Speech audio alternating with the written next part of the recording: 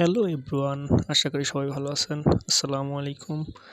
তো আজকে আমরা চলে আসলাম ইউটিউব ভিলেজ। এটা কুষ্টিয়া জেলায় খোকসা থানায় শিমুলিয়া গ্রামে অবস্থিত। খুবই সুন্দর একটা গেট প্রথমেই দেখতে পারবেন। তো আমি, আমার দুলাভাই এবং আমার বিয়াই চলে আসলাম সেই কাঙ্ক্ষিত ইউটিউব ভিলেজ।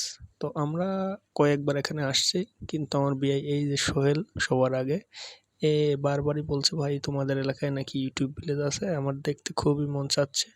তো আমি আর আমার দুলাভাই পূর্বে যেহেতু এখানে আসছি, তো আমাদের অতটা ইন্টারেস্ট ছিল না। তো ওর জন্য আর কি আমরা আসা আজকে। তো এই ভিডিওটা অনেক কিছুদিন আগে করা, তো সময় স্বল্পতার কারণে ভিডিওটা আপলোড করতে পারিনি। তো আজকে ভাবলাম হঠাৎ আপলোড করি। তো এখানে আসলে সাধারণত সবারই মন ভালো হবে। অ্যাকচুয়ালি যাদের মন খারাপ থাকে এখানে ঘুরতে আসবেন। খুবই সুন্দর একটা নিরিবিলি জায়গা, এক কথায় মন ভোলানো জায়গা।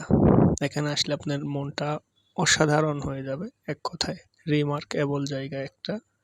তো ইউটিউব ভিলেজটা আসলে একটা পরিচিতি লাভ করে উঠছে, সারা বাংলাদেশে সবাই এই গ্রামটা সম্পর্কে জেনে উঠছে।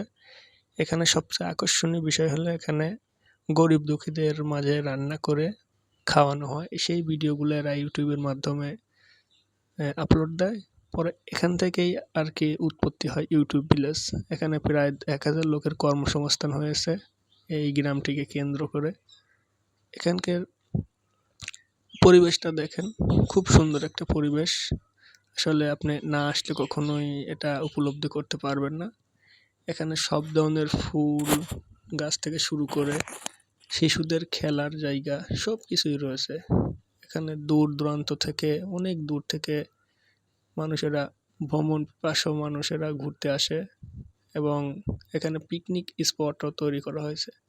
কিন্তু একটা সমস্যা, এখানে থাকার কোনো জায়গা নেই। অনেক দূর দূরান্তে লোক আসে, কিন্তু এখানে জায়গা স্বল্পতার কারণে এখানে থাকার কোনো ব্যবস্থা করে নেই। এখানে আসতে হলে আপনার কুষ্টিয়া থাকতে হবে। আসলে অনেক দূর থেকে লোক আসে, তারা এখানে ঘুরে টুরে আবার কুষ্টিয়াতেই শিফট করে। এখানে আসার আগে আপনার এই কুষ্টিয়া জেলায় 2-3টা প্রাণকেন্দ্র স্পট পাবেন। প্রথমত লালন শাহ আকড়া, দ্বিতীয়ত রবীন্দ্রনাথ ঠাকুরের কুটিবাড়ি, অ্যান্ড তৃতীয়ত আপনি এই ইউটিউব ভিলেজের এই আকর্ষণীয় স্থানটা পাবেন।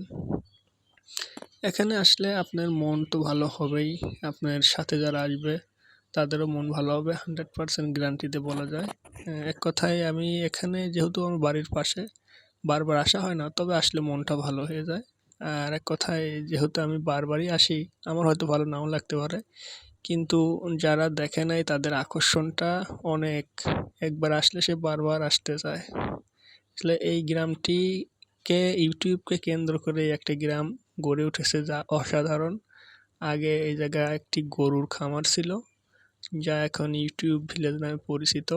দেখেন, দৃশ্যটা দেখেন, ফুল দিয়ে কিভাবে ইউটিউব ভিলেজ লেখা হয়েছে। পুকুরের মধ্যখানে কিভাবে একটা ঘর বানিয়ে রাখছে দেখছেন, অসাধারণ অসাধারণ। আপনারা সময় পেলে আসবেন। এই যে আমরা দুজন ছবি তুলে, আসলে এই ভাইয়ের জন্য আজকে এখানে আসা। আমি এখানে অতীতেও অনেকবার এসেছি, কিন্তু আমার ইন্টারেস্ট নেই। তারপরেও ওই যেহেতু ও অনেক দূর থেকে আসছে, সেই যশোর থেকে, আমি আসলে যশোরে গেলে ও আমার পাশেই থাকে সব সময়।